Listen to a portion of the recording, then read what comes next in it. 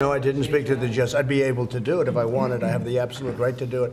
I stay out of things to a degree that people wouldn't believe, but I didn't speak to him. I thought the recommendation was ridiculous. I thought the whole prosecution was ridiculous.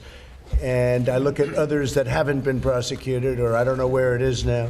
But when you see that, I thought it was an insult to our country, and it shouldn't happen. And we'll see what goes on there. But that was a horrible aberration.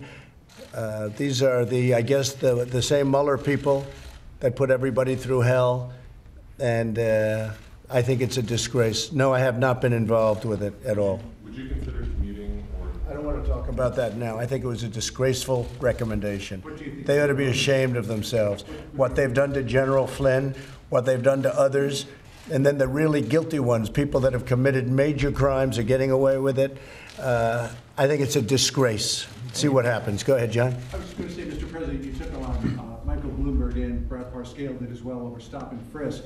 Yet in 2016 and 2018, you praised Rudy Giuliani for the stop and frisk program. So what's different about what Bloomberg said from what you believe? Well, I'll tell you what, I looked at it and I watched him pander at a church and practically beg for forgiveness. I wouldn't have begged for forgiveness. I mean, he was doing his job at the time, and then when he went up to the church, I thought it was disgraceful.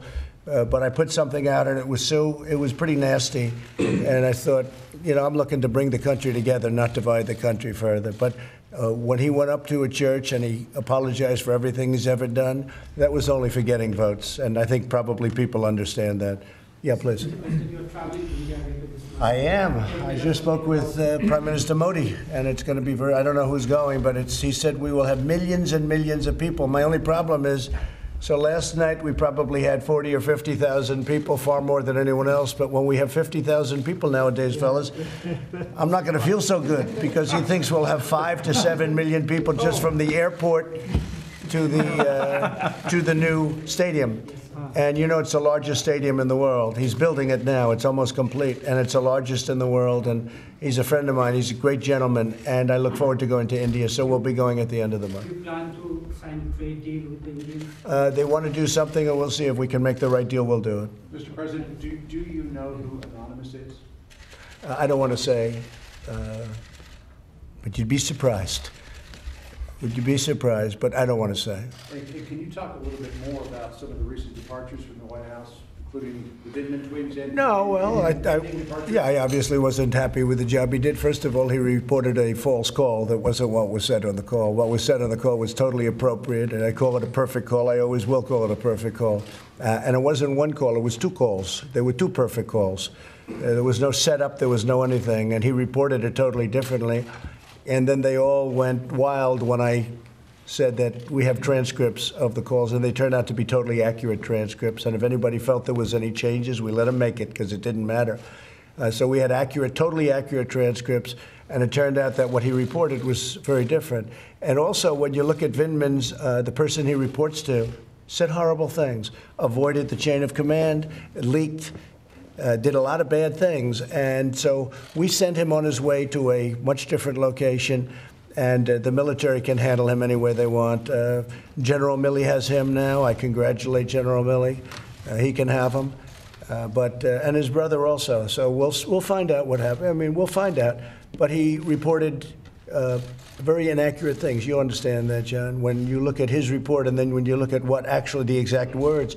Fortunately, I had the words, because otherwise we would have had a lot of people lying, and we were able to do it. So fortunately, we had transcripts of those calls. I think you guys all agree with that, right? Yes, wasn't it nice? After they said these horrible things and made up these horrible, horrible lies about what was said in the call, and then I said, here's the call. I had a transcript. If I didn't have a transcript, it would have been my word against their word. But there were other people on that call, too, many people on that call, Mike Pompeo. And I know that when I speak to the head of state of countries, presidents, prime ministers, et cetera, there are always a lot of people on those calls, especially from the other countries, I imagine. I don't know that for a fact, but I know for a fact that we have a lot of people on those calls.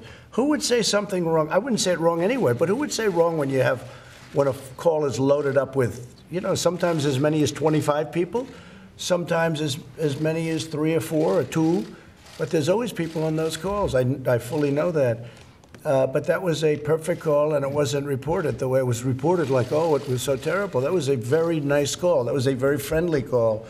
A couple of things. The president, as you know, of Ukraine stated very strongly that there was no pressure, there was no anything, there was nothing wrong. And it was really a very sad state of affairs that our country wasted that much time on nothing. And I want to thank our 3 senators that are here for agreeing with me. I mean, you had one grandstander. He's always been a grandstander. Oh, sure.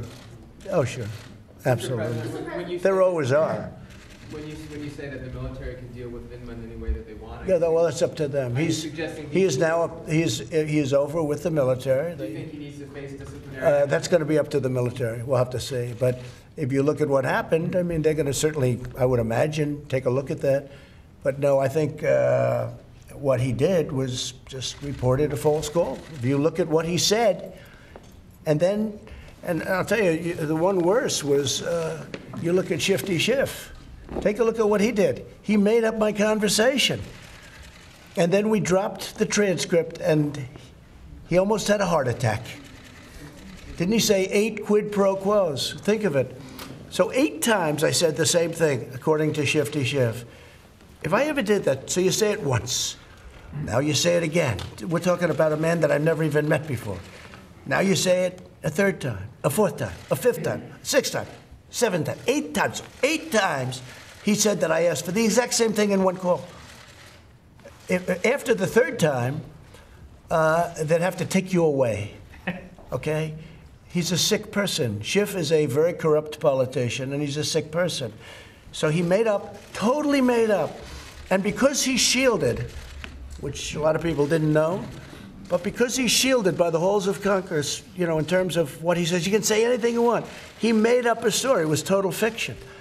And then at the end, he said, don't call me, I'll call you. That's a mob statement. Very famous statement in numerous movies, one in particular. That's a mob statement. Don't call me, I'll call you. He said that I said that. He said that I said 8 times quid pro quo. Well, there were no times quid pro quo, nothing. That whole thing was corrupt and a disgrace.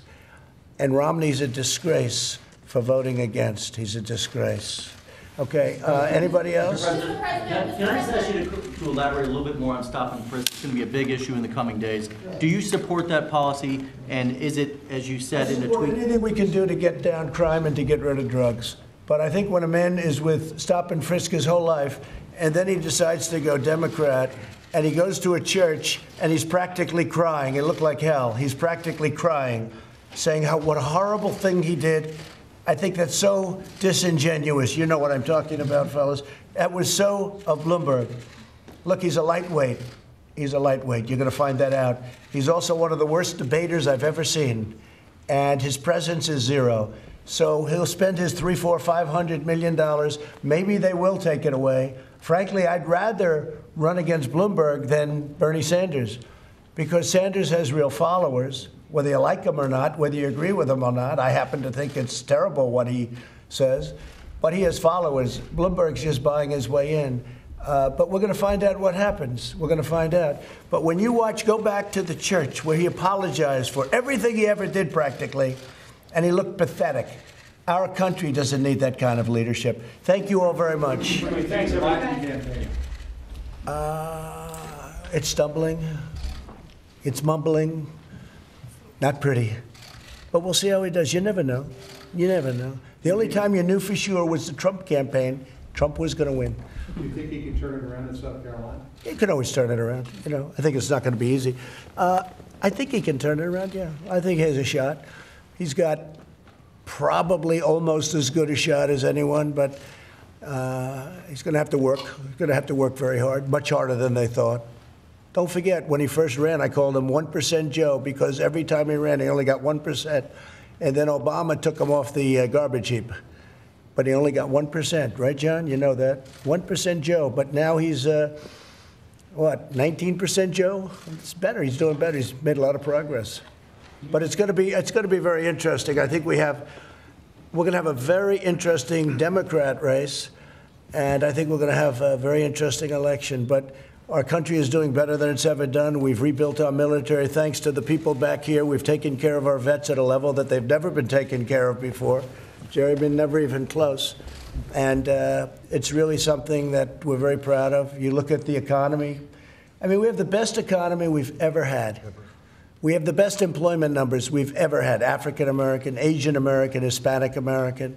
We're going to protect our Second Amendment. The Democrats want to take away the guns. They want to take away everyone's gun. They want to destroy the Second Amendment. So when you add it all up, you know, I don't see how we lose, but you never know. It's politics, right, fellas? Thank you all very much. Thank you, Press. Thanks, everybody. Out this way. Press, we're leaving now. Thank you. Thank you very much, guys, for leaving. Thank you. Thank you, John. Thanks, everybody. Keep going out. Thank you, Press. You want to? Press, keep walking, thank you. So funny to see you there. She's Go, very guys. good. Yeah. We're like the tag team. It's all right. It's called- Press, keep walking. Go, guys. Thank you. Thanks, guys. Appreciate it.